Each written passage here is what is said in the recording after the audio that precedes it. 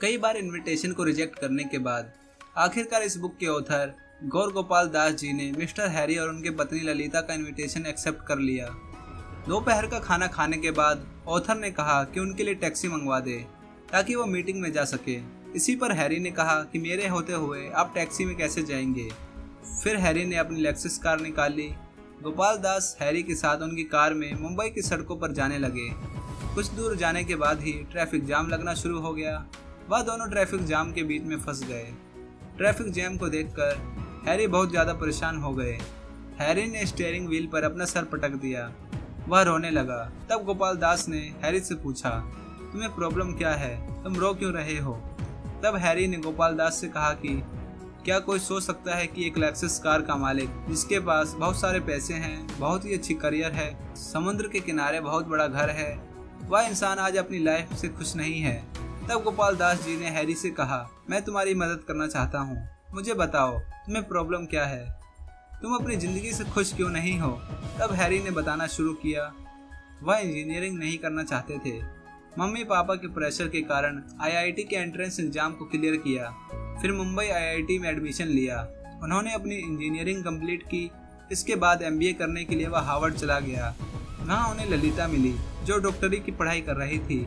उन दोनों के भारतीय होने के कारण एक दूसरे से प्यार हो गया।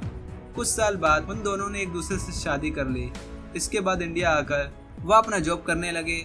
इसके बाद उनके करियर में बहुत ज़्यादा ग्रोथ आई। वह बहुत ज़्यादा सक्सेसफुल होने लगे, बहुत ज़्यादा पैसा कमाने लगे।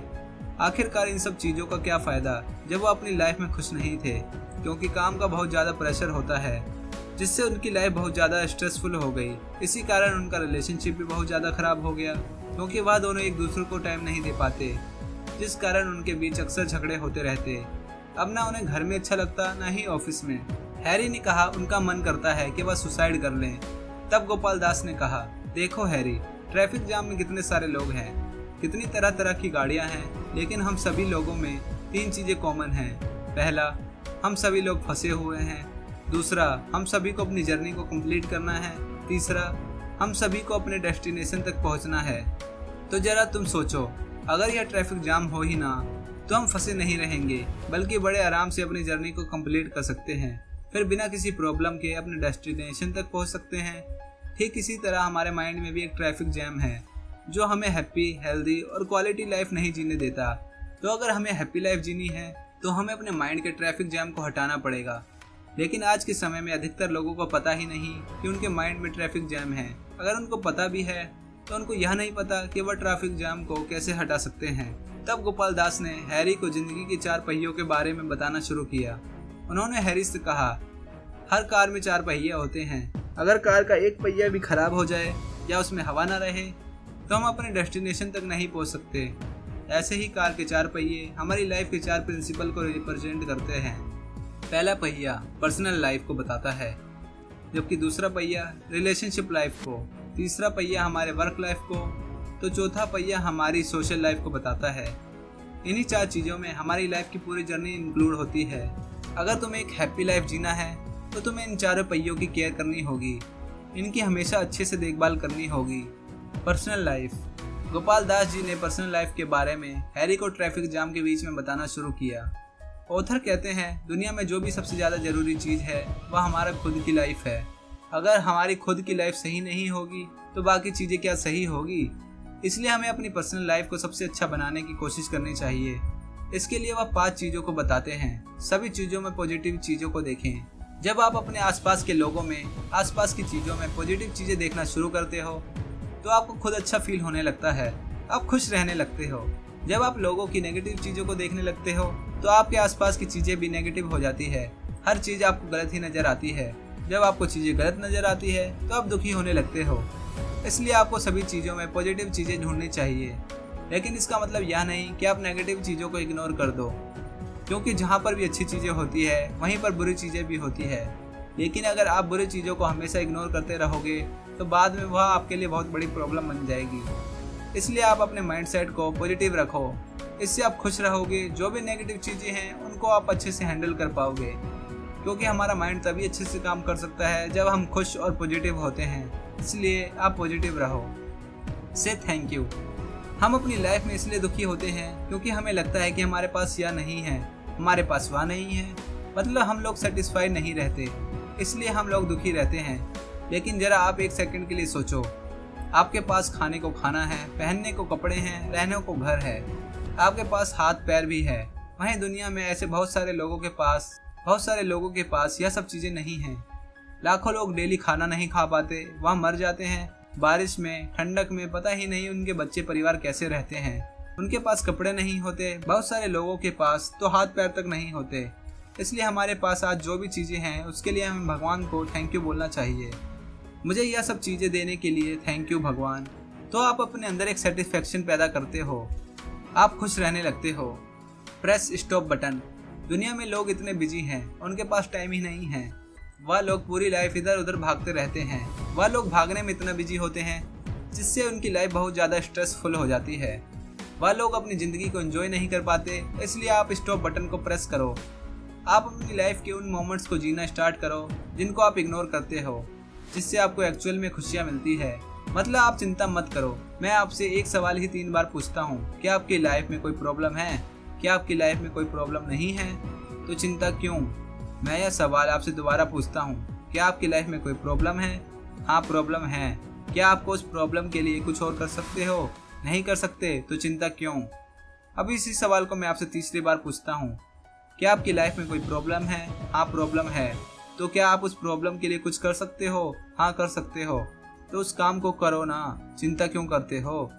मतलब यही कि हम जिन चीज़ों के लिए कुछ नहीं कर सकते उनके लिए चिंता नहीं करनी चाहिए।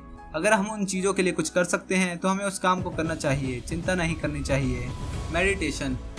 रिसर्च ने प्रूफ किया है, मेडिटेशन करने से हमारे माइंड का जो भी नेगेटिव पार्ट होता है वह धीरे धीरे कम होने लगता है। यानी कि हमारे अंदर गुस्सा, जलन व घमंड जैसी नेगेटिव थॉट्स निकल जाते हैं। फिर धीरे धीरे हमारे अंदर पॉजिटिव चीज़ें आने लगती है। फिर हम खुश रहने लगते हैं। हमारी बॉडी सबसे बड़ा एसेट होता है, इसलिए हमें फिजिकल एक्सरसाइज करनी चाहिए, हमें अच्छी नींद लेनी चाहिए, अच्छा खाना खाना चाहिए, अच्छा पानी पीना चाहिए। सबसे इम्पोर्टेंट, हमें अपनी लर्निंग पर फोकस करना चाहिए।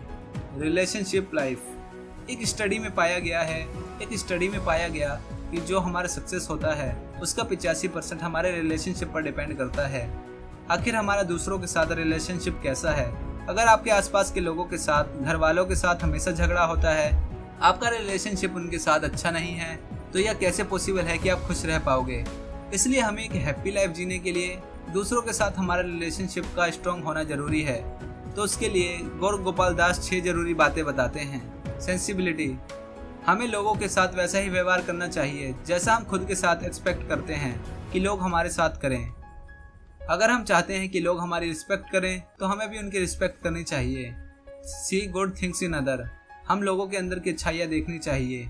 5 तरह के लोग होते हैं। पहले, ऐसे लोग जो आपकी केवल बुराइयां देखते हैं। आप चाहे जितना अच्छा काम करो, कुछ भी कर लो, ये लोग आपके अंदर बुराइयां ही देखेंगे। दूसरे, ऐसे लोग जो आपके अंदर अच्छी बुरी दोनों चीज़ें देखते हैं लेकिन आपकी अच्छी चीज़ों को इग्नोर कर देते हैं। तीसरे, ऐसे लोग जो आपके अंदर की अच्छी और बुरी चीज़ें दोनों को देखते हैं लेकिन दोनों चीज़ों के लिए वह नेचुरल रहते हैं। मतलब ना ही वह आपकी अच्छी चीज़ों पर फोकस करते हैं, ना ही आपकी बुरी चीज़ों पर फोकस करते हैं। चौथे, ऐसे लोग जो आपके अंदर अच्छे और बुरे दोनों चीज़ देखते हैं लेकिन जानबूझकर आपकी बुरी चीज़ों को इग्नोर कर देते हैं, लेकिन थोड़ा समझदारी से। पांचवे, ऐसे लोग जो आपके अंदर बुरी चीज़ देख ही नहीं सकते। ऑथर कहते हैं ऐसे लोग या तो भगवान हो सकते हैं या फिर स्पिरिचुअल लेवल पर ज़्यादा ऊपर चले जाते हैं, वह हो सकते हैं। इसलिए गौर गोपाल दास कहते हैं अगर हमें अपने रिलेशनशिप को लोगों के साथ स्ट्रॉन्ग करना है तो हमें चौथे टाइप का इंसान बनना चाहिए। ऐसे लोग जो आपके अंदर अच्छे और बुरे दोनों चीज़ों को देखते हैं लेकिन जानबूझकर आपकी बुरी चीज़ों को इग्नोर करते हैं। इन्वेस्टमेंट। 2017 में गौर गोपाल दास जी मुंबई के स्टॉक एक्सचेंज में जीवन और काम के बीच कैसे संतुलन बनाया जाए इस पर एक स्पीच दी। यहाँ पर गौर गोपाल जी ने कहा, म्यूचुअल फंड्स और रिलेशनशिप में एक चीज कॉमन है, इन दोनों में से कुछ निकालने के लिए सबसे पहले हमें उसमें इन्वेस्टमेंट करना पड़ता है। म्यूचुअल फंड में हमें पैसे इन्वेस्ट करने पड़ते हैं लेकिन जब बात रिलेशनशिप की आती है तो हम इसमें इन्वेस्ट करना भूल जाते हैं। अगर आपको लोगों के साथ अच्छी रिलेशनशिप बनाकर रखना है तो सबसे पहले आपको इसमें टाइम, लव, बिलीव, तारीफ करना, इंपॉर्टेंस फील कराने जैसी चीज़ें इन्वेस्ट करनी चाहिए। फॉरगिवनेस। कहा जाता है कि अंधेरा अंधेरे को नहीं मिटा सकता, उसके लिए प्रकाश करने की जरूरत होती है। ठीक इसी तरह अगर किसी से गलती होती है, कोई आपको हर्ट करता है तो आपको उसे माफ़ कर देना चाहिए। अगर आपसे कोई गलती होती है तो आप किसी के साथ गलत करते हो तो सॉरी बोल देना चाहिए। इससे ना केवल हमारा रिलेशनशिप अच्छा होता है बल्कि हमारा थोड़ा बहुत प्रॉब्लम भी खत्म हो जाता है। यहाँ पर भी कुछ एक्सपेक्टेशन है। किसी ने किसी का मर्डर कर दिया या सब चीज़ें गलत है, इसके लिए कानून है। ऐसे लोगों को हमें माफ़ नहीं करना चाहिए क्योंकि इससे सोसाइटी में गलत मैसेज जाता है। इसलिए आपको अपने विवेक के अनुसार कहाँ पर सॉरी बोलना है, कहाँ पर नहीं, निर्णय लेना चाहिए। फ्रेंड सर्कल, आपके जो दोस्त हैं जिनके साथ आप घूमते हो, यह लोग आपकी ज़िंदगी को बना भी सकते हैं, बिगाड़ भी सकते हैं। मतलब जैसे लोगों के साथ आप रहते हो, आप चाहो या ना चाहो, सबकॉन्शियस लेवल पर उनकी आदतें आपके अंदर आने लगती है। तो जरा आप सोचो, अगर आप एक ऐसे इंसान के साथ रहते हो जिनके रिलेशनशिप पहले से ही लोगों के साथ खराब है, जो मारपीट व झगड़े की बातें करते हैं, हमेशा नेगेटिव बातें करते रहते हैं, तो आप चाहो या ना चाहो उनकी आदतें आपके अंदर आने लगती है। इसलिए आपको इन लोगों के अपोजिट लोगों के साथ फ्रेंडशिप करनी चाहिए। ऐसे लोगों के साथ रहो जो लोग पॉजिटिव हो, अच्छी बातें करते हो, जिन लोगों का दूसरे लोगों के साथ रिलेशनशिप अच्छा हो। गुड रिलेशनशिप, इसमें आपके साथ ऐसी 3 चीज़ें शेयर करूंगा जिसका यूज करके हमारे रिलेशनशिप किसी के भी साथ अच्छी हो सकती है। फर्स्ट, लेन देन। मतलब जब भी कोई चीज़ हम किसी से लेते हैं या किसी को भी कोई चीज़ देते हैं, इससे हमारा रिलेशनशिप बहुत ही ज़्यादा स्ट्रॉन्ग होता है। सेकंड, खाना खाना, पार्टी करना।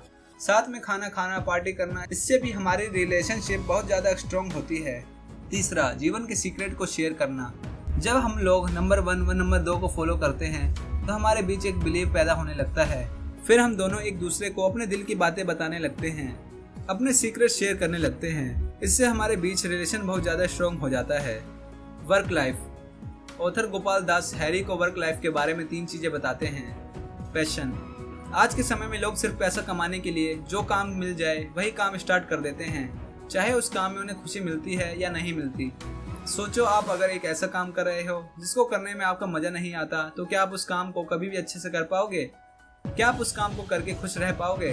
तो आप उस काम को करो जिसे करने में मजा आता है, वह जिस काम में आप पैशनेट हो, उसी काम को अपना करियर बनाओ। आज के समय में अधिकतर लोगों को पता ही नहीं उनका पैशन क्या है, वह लाइफ में क्या करना चाहते हैं। तो फिर आप कैसे जान सकते हो कि आपका पैशन क्या है? इसके लिए एक जापानीज तरीका इकिगाई है, जिसे लोग अपना पैशन ढूंढने के लिए काम में लाते हैं। इसमें आपको अपने आप से 4 क्वेश्चन करने हैं। अगर सभी आंसर्स हाँ हैं तो यही आपका पैशन होगा। कंपटीशन, ऑथर कहते हैं कि हमें कभी भी किसी से कंपटीशन नहीं करना चाहिए। अगर हम ऐसा करते हैं तो खुद की लाइफ के साथ गलत कर रहे हैं। लेकिन अगर आपको कंपटीशन करना ही है तो खुद का खुद के साथ करो, खुद के कल का खुद के आज के साथ करो, बस दूसरों के साथ मत करो। ऑनेस्टी, यह सबसे इम्पोर्टेंट है। आप जो भी काम करते हो उस काम में ईमानदार रहो। कभी भी किसी के साथ बेईमानी करके, धोखा करके या किसी भी गलत तरीके से जो आप पैसे कमाते हो, ऐसा करके आप लाइफ में खुश नहीं रहोगे। सबसे जरूरी यह है आप जीवन भर ईमानदार रहो। ऑथर कहते हैं हमें अपनी वर्क लाइफ को ऐसे ही इस तरीके से जीना चाहिए। सोशल लाइफ, दुनिया की सबसे बड़ी जो खुशी होती है वह हमें सिर्फ दूसरे लोगों की हेल्प करके ही मिलती है। इसलिए इंसानियत के नाते अगर कोई ऐसा इंसान है जिसको आपकी हेल्प की ज़रूरत है तो आपको उसकी हेल्प अवश्य करनी चाहिए। ऑथर कहते हैं कि हमारी लाइफ का पर्पस है वह आइसक्रीम से कैंडल तक का सफ़र। इसका क्या मतलब है? इसे हम अपनी लाइफ से कुछ इस तरीके से रिलेट कर सकते हैं। जो आदमी आइसक्रीम की तरह सोचता है, उसे लगता है कि उसकी लाइफ में जो भी खुशियाँ आएगी वह जो उसके खुद के डिजायर हैं उसे कंप्लीट करने के बाद आएगी। इसके अपोजिट जो आदमी कैंडल की तरह सोचता है, उसे पता है कि उसके खुद के डिजायर को कंप्लीट करना भी इम्पोर्टेंट है। जो लॉन्ग लास्टिंग हैप्पीनेस मिलेगी वह तभी मिलेगी जब वह दूसरों की लाइफ में वैल्यू ऐड करेगा, सोशल कंट्रीब्यूशन के द्वारा। कुछ लोग यह कह सकते हैं जब लाइफ का होल पर्पस ही दूसरों की हैप्पी रखना है तो हम खुद के बारे में जो पहले 3 प्रिंसिपल हैं उन्हें क्या इतना इम्पोर्टेंस दें? तो इसके लिए हमें समझना होगा आप वह नहीं दे सकते जो आपके पास नहीं है।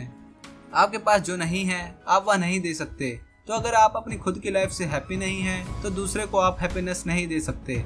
इसके लिए पहले 3 प्रिंसिपल भी बहुत इंपॉर्टेंट है। उम्मीद करता हूँ आपको यह वीडियो पसंद आई होगी। अगर यह वीडियो आपको पसंद आई तो इस वीडियो को लाइक करें, चैनल को सब्सक्राइब करके बेल आइकन को ऑल पे सेट करें ताकि फ्यूचर में आने वाले वीडियोस के अपडेट्स आपको टाइम से मिल सके। और शेयर करें इस वीडियो को अपने फ्रेंड्स एंड फैमिली मेम्बर्स के साथ ताकि वो भी इन बातों को सीख कर अपनी लाइफ में इम्प्लीमेंट कर सकें। And thanks for watching this video.